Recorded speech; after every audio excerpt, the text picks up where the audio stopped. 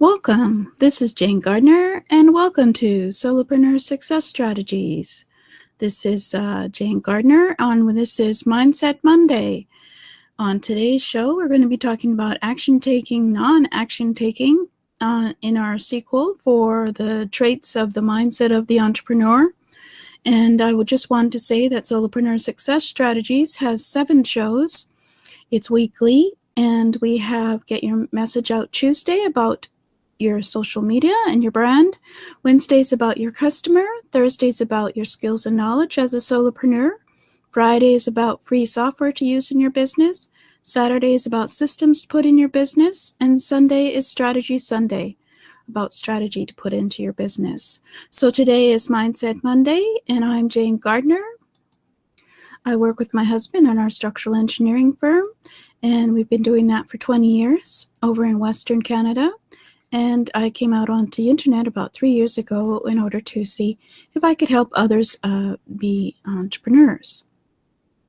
But for me, this is the most important show because it's all about mindset. Once you have the mindset, you can certainly be an entrepreneur. So let's have a look at some of the traits I feel are needed for the mindset of the entrepreneur. We've discussed already having a positive attitude, and we had several shows on that. If you want to see any of the previous shows, go to jgtips.com/YouTube and see my Solopreneur Success Strategies channel. We talked about passion, which was a fairly obvious one. You have to have a passion for your business in order to succeed. And then we're on action taking right now. And this is like the 5th or 6th show on action taking.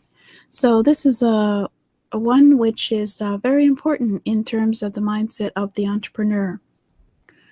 So let's continue on then, and let's go look at what today's mindset is going to be about. So let's have a look at the training today. So we're on action taker, and we've done about 4 or 5 shows on that. And then we're going to be going on, I think, probably next week. But for now, action taking is not letting the fear of failure stop you from taking action. And imperfect action is better than no action, certainly. And we looked at perfectionism and how perfectionism can lead to procrastination and inaction, as perfectionism is unattainable, and therefore it leads to procrastination because you keep planning the plan and perfecting the plan instead of moving into action. So perfectionism is quite a difficult one for most people and to let go of because you're planning the plan, which leads to inaction rather than imperfect action. Then we looked at another reason for inaction was the fear of failure. If you don't try in your business, then you're not going to fail. And so that prevents you from trying because you don't want to fail because you have a fear of failure. It's the uncertainty of failure that is holding you back.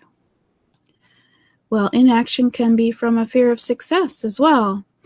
For some people, they can feel that if they become successful, then there will be all these other demands on their time and the people in their life, that it will become a burden rather than to be successful, and so they feel that they go into inaction because they have a fear of success.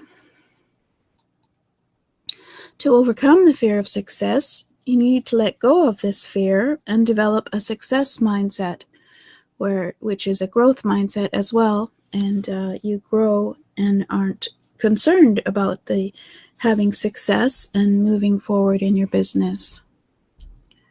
So we've looked at several things that have stopped you from moving into action.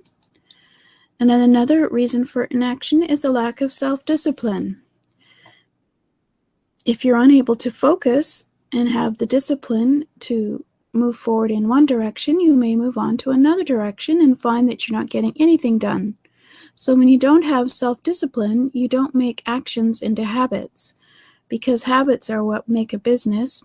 Having the routines of doing the things that are important to move you forward in the big business will actually move your business forward. So you have to use your self-discipline wisely.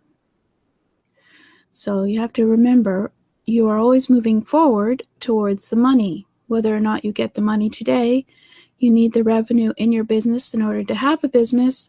So if the action today moved you forward towards getting revenue, then you should applaud yourself and continue with those actions and make them into habits. Another reason for an action is being unable to deal with discomfort. This is our reason today.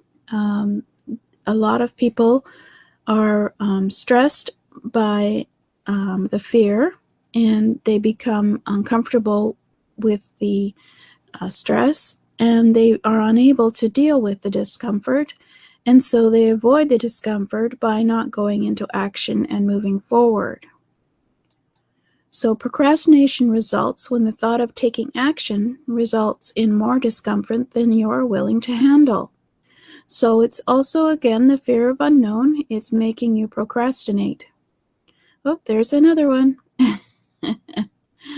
But anyway, we won't continue with that one. So the avoidance of the discomfort leads to inaction and procrastination, because you avoid doing the things that you think will make you uncomfortable or have made you uncomfortable.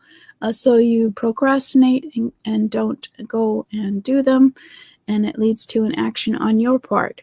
For example, one of the biggest fears in people's lives is public speaking. So of course, if you have that fear, then you're going to avoid public speaking as much as possible. But if your business requires you to do public speaking, then you become uncomfortable because you know that you should be doing public speaking for the business, but you avoid it. So this leads to the inaction and leads to stress in yourself, of course, because you know that you should be doing these things, but they make you uncomfortable. So only when the pain of not taking action is more than the pain of avoidance do you get things done for most people. But if, like you are now aware that it's possible to have inaction due to discomfort, then you know how to deal with it rather than wondering what the pain is and this discomfort is caused by. You know that the pain is being caused by your uncertainty and fear of the unknown, and that's why you're avoiding doing the action that you know you need to do.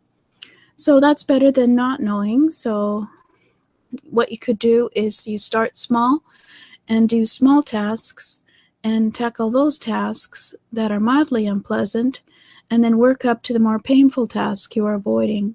Rather than trying to do the large, painful, discomforting task you might feel like public speaking, you could just go and do some casual networking where you have to speak to 3 or 4 people. Get yourself into the habit and work yourself up to the public speaking, because what will happen is, of course, the discomfort or the pain will overcome you the idea of public speaking, so that you go into inaction and procrastinate about the public speaking because the fear is so immense. But if you start small and create an opportunity where you can do a little bit of public speaking, whether it's going to a networking event and talking about yourself, or just going and talking to the newspaper or something, you can tackle those that are mildly unpleasant and work up to the more painful tasks like public speaking you're avoiding.